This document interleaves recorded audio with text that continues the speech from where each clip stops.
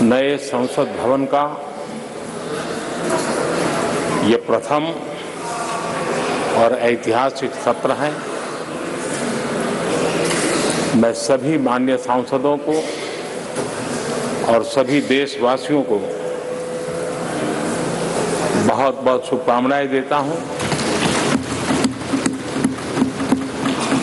आदरणीय अध्यक्ष जी, आज प्रथम दिवस के प्रथम सत्र में नए सदन में आपने मुझे बात रखने के लिए अवसर दिया है, इसलिए मैं आपका बहुत बहुत आभार व्यक्त करता हूं। इस नए संसद भवन में मैं आप सभी माननीय सांसदों का भी हृदय से स्वागत करता हूं। ये अवसर कई मायनों में अभूतपूर्व है। आजादी के अमृत काल का ये उषा काल है और भारत अनेक सिद्धियों के साथ नए संकल्प लेकर के नए भवन में अपना भविष्य तय करने के लिए आगे बढ़ रहा है। विज्ञान जगत में चंद्रयान 3 की गगनचुंबी सफलता हर देशवासी को गर्व से भर देती। भारत की अध्यक्षता में G20 का असाधारण आयोजन विश्व में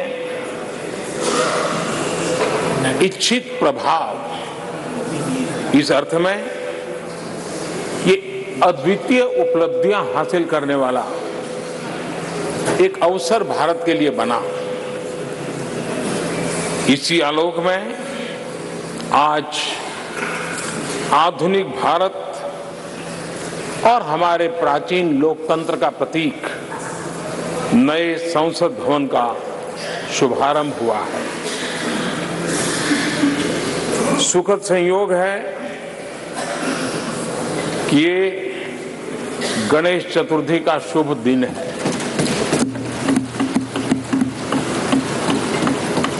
गणेश जी शुभता और सिद्धि के देवता है। गणेश जी विवेक और ज्ञान के भी देवता है। इस पावन दिवस पर हमारा ये शुभारंभ संकल्प से सिद्धि की ओर एक नए विश्वास के साथ यात्रा को आरंभ करने का है। आजादी के अमृत काल में हम जब नए संकल्पों को लेकर के चल रहे हैं, तब अब जब गणेश चतुर्थी का पर्व आज है, तब लोकमान्य तिलक की याद आना बहुत स्वाभाविक है। आजादी के आंदोलन में लोकमान्य तिलक जी ने गणेश उत्सव को एक सार्वजनिक गणेश उत्सव के रूप में प्रस्थापित करके पूरे राष्ट्र में सुराज्य की आहलेख जगाने का माध्यम बनाया था। लोकमान्य तिलक जी ने गणेश पर्व से सुराज्य की संकल्पना को शक्ति दी। उसी प्रकार से आज ये गणेश चतुर्थी का पर्व लोकमान्य तिलक जी ने स्वतंत्र भारत स्वराज्य की बात कही थी। आज हम समृद्ध भारत गणेश चतुर्थी के पावन दिवस पर उसकी प्रेरणा के साथ आगे बढ़ रहे हैं। सभी देशवासियों को इस अवसर पर फिर एक बार मैं बहुत बहुत बधाई देता हूं। आदरणीय अध्यक्ष जी, आज संवत्सरी का भी पर्व है।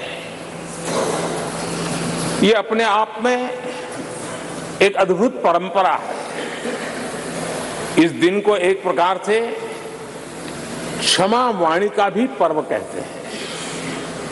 आज मिच्छामि दुक्कड़म कहने का दिन है। ये पर्व मन से, कर्म से, वचन से अगर जाने अनजाने किसी को भी दुख पहुंचाया है तो उसकी क्षमा याचना का अवसर है। मेरी तरफ से भी पूरी विनम्रता के साथ, पूरे हृदय से आप सभी को, सभी सांसद सदस्यों को और सभी देशवासियों को मिच्छामि दुक्कड़म। आज जब हम एक नई शुरुआत कर रहे हैं तब हमें अतीत की हर कड़वाहट को भुलाकर आगे बढ़ना है। इस स्पिरिट के साथ जब हम यहां से हमारे आचरण से, हमारी वाणी से,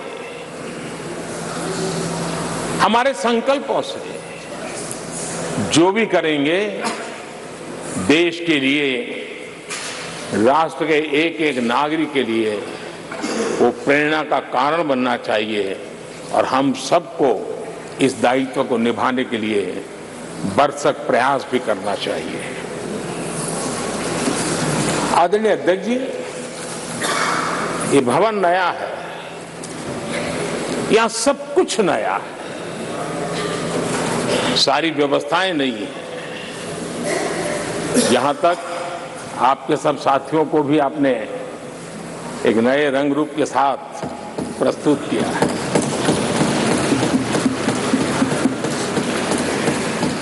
सब कुछ नया है, लेकिन यहां पर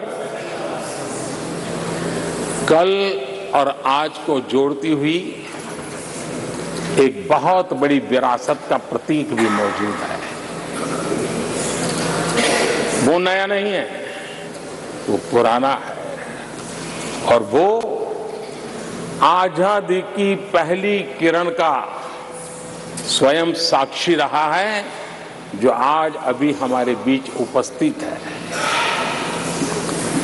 वो हमारे समृद्ध इतिहास को जोड़ता है और जब आज हम नए सदन में प्रवेश कर रहे हैं, संसदीय लोकतंत्र का जब ये नया गृह प्रवेश हो रहा है तो यहां पर आजादी की पहली किरण का साक्षी जो आने वाली पीढ़ियों को भी प्रेरणा देने वाला है, वैसा पवित्र सेंगोल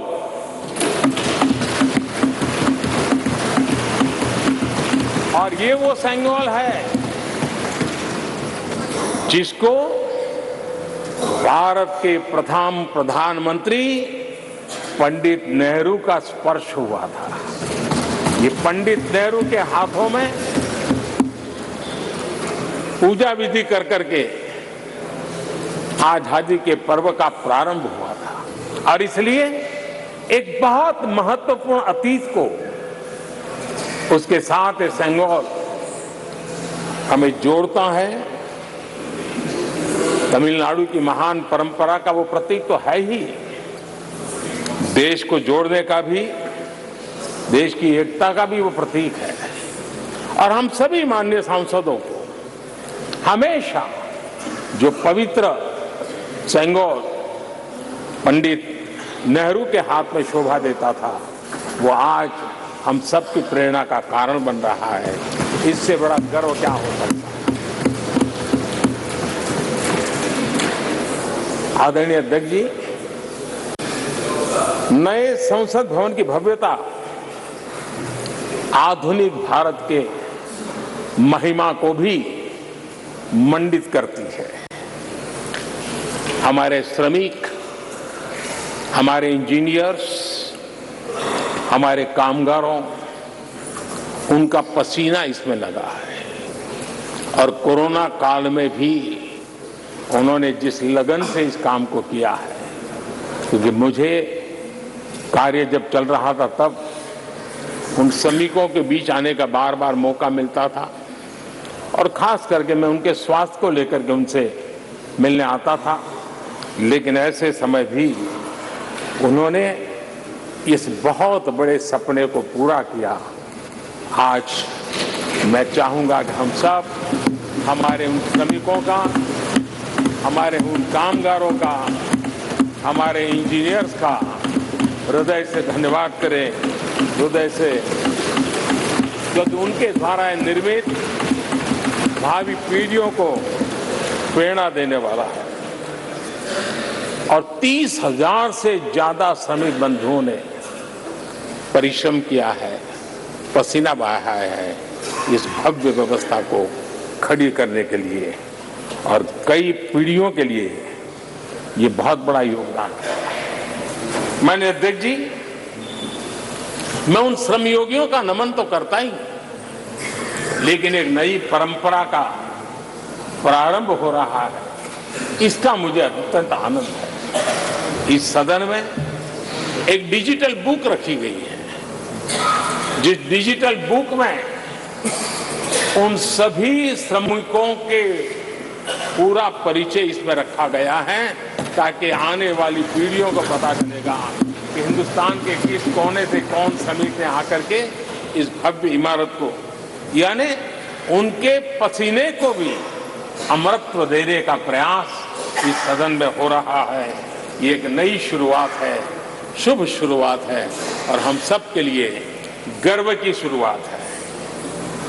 मैं इस अवसर पर 140 करोड़ देशवासियों की तरफ से, मैं इस अवसर पर लोकतंत्र की महान परंपरा की तरफ से हमारे इन श्रमिकों का अभिनंदन करता हूं।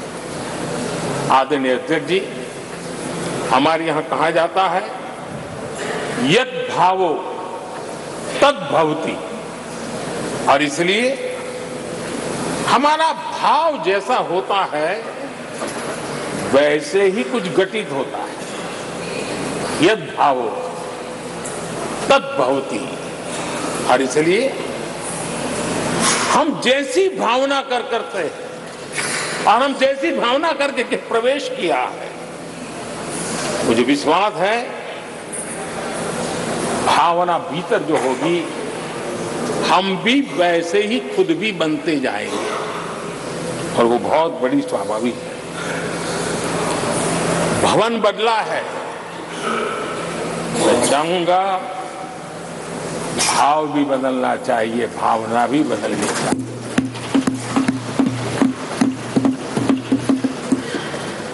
संसद राष्ट्र सेवा का सर्वोच्च स्थान है। ये संसद दलहित के लिए नहीं है। हमारे संविधान निर्माताओं ने इतनी पवित्र संस्था का निर्माण दलहित के लिए नहीं, सिर्फ और सिर्फ देश हित के लिए किया।